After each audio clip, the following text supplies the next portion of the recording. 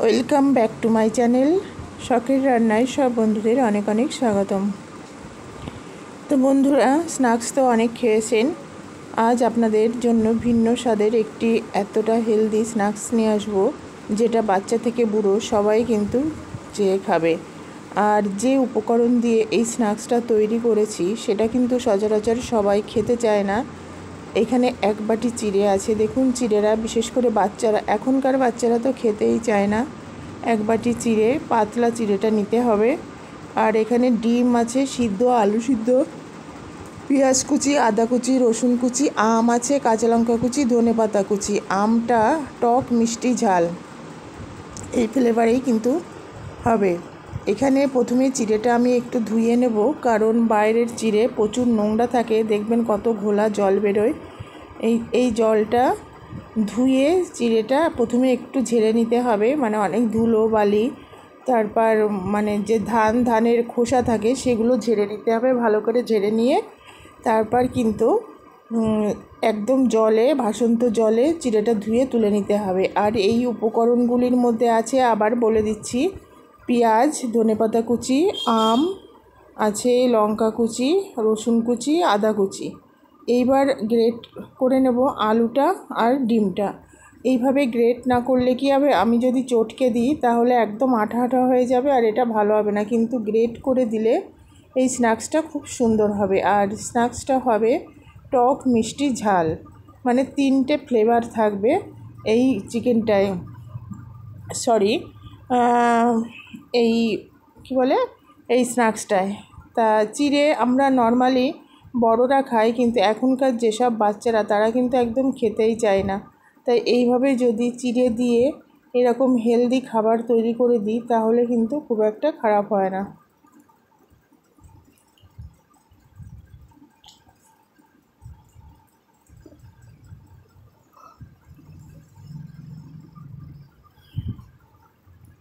তো এখানে দেখুন সব গ্রেট করা হয়ে গেছে। চাট মশলা, বিট নুন দিয়ে দিলাম পরিমাণ মতো, আর অন্য নুন কিন্তু দেব না, বিট নুনটাই দেবো আর চাট মশলাটা দেব। দিয়ে এইবার কোনো রকম জল কিন্তু দেওয়া যাবে না, যেহেতু চিড়েটা ভিজে, আলু সিদ্ধ আছে, ডিমগুলো গ্রেট করা আছে। দিয়ে এইবার ভালোভাবে এটাকে মাখতে হবে। একটু নুন ঝাল দিলে, কারণ এই স্ন্যাক্সটার নাম টক ঝাল, মিষ্টিটা দেব না। পেঁয়াজের যে মিষ্টিটা আছে বা আলুর যে মিষ্টি তাতেই কিন্তু মিষ্টি হবে। টক ঝাল পরিমাণ মতো, হলুদ গুঁড়ো, আদার গুঁড়ো এগুলি দিয়ে দেবো। আদাও কুচি করা আছে।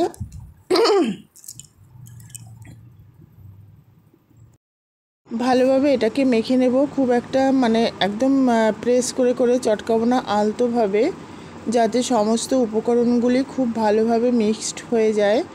আর যতটা ভালোভাবে মিক্সড হবে এটা কিন্তু ফ্রাইটাও সেইভাবে হবে, আর খেতেও কিন্তু অসাধারণ লাগে। আপনারা একবার এইভাবে বাড়িতে তৈরি করে খেয়ে দেখুন, বাচ্চারা খুব চেটে পুটে খাবে এবং খুব মজা করে খাবে। আর ম্যাঙ্গো ফ্লেভারটা, মানে কাঁচা আমটা কিন্তু একদম কাঁচা আম নয়, কাঁচা পাকা, মানে হাফ কাঁচা হাফ পাকা আম। এটা খেতে না টক না মিষ্টি, মানে হালকা টক থাকে, খুবই টেস্টি একটি খাবার।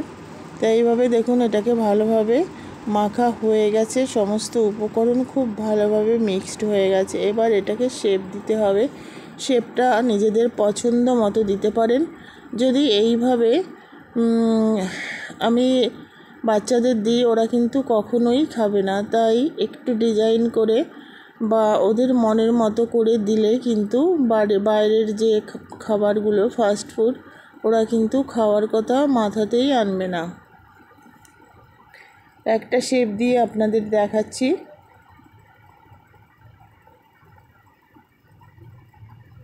এইভাবে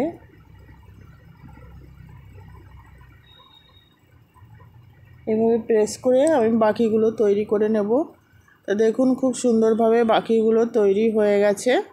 এইবার একটা ফ্রাইং প্যানে আমি এটাকে ফ্রাই করব।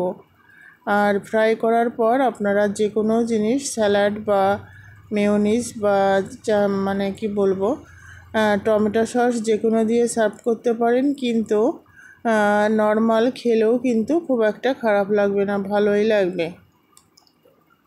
তো এখানে অয়েল দিয়ে দিলাম ভাজার জন্য। আপনারা যে কোনো অয়েল ইউজ করতে পারেন।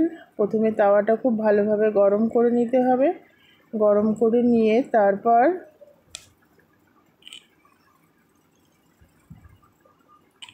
মিডিয়াম ফ্লেমে এটাকে ফ্রাই করতে হবে। একটা একটা করে ছেড়ে দেব।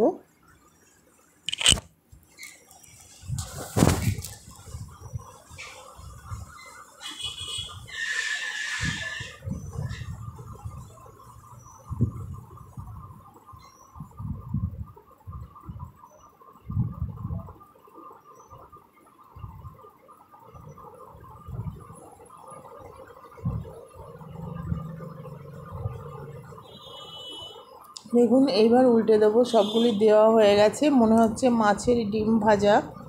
দারুণ একটা ফ্লেভার, এত সুন্দর ফ্লেভার ভাবাই যায় না।